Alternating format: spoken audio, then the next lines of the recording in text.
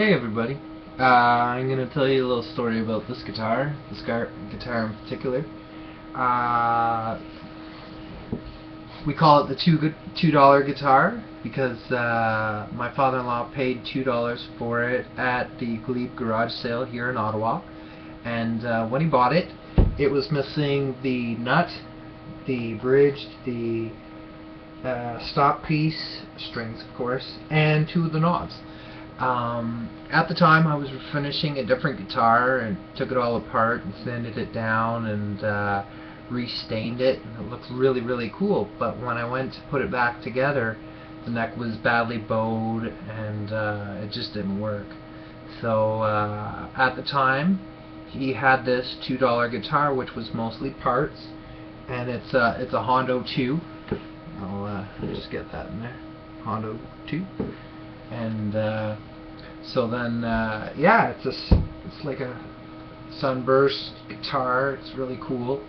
It's got the pickguard on it, and so yeah, it cost him $2.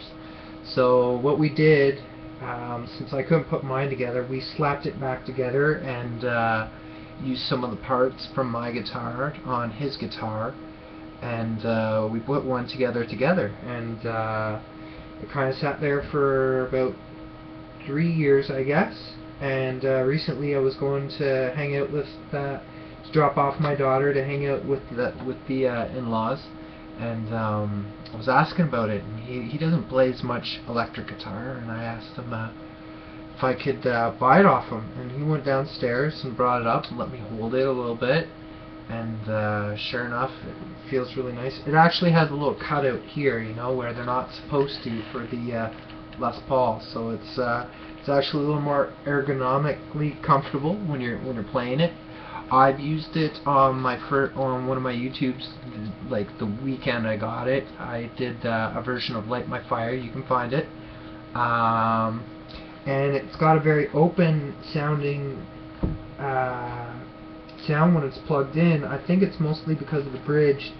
I got an aftermarket bridge here, and it didn't quite fit on because of the spacing of the pieces there, so I had to use a drill and drill out some of the mass, and it changed the sound.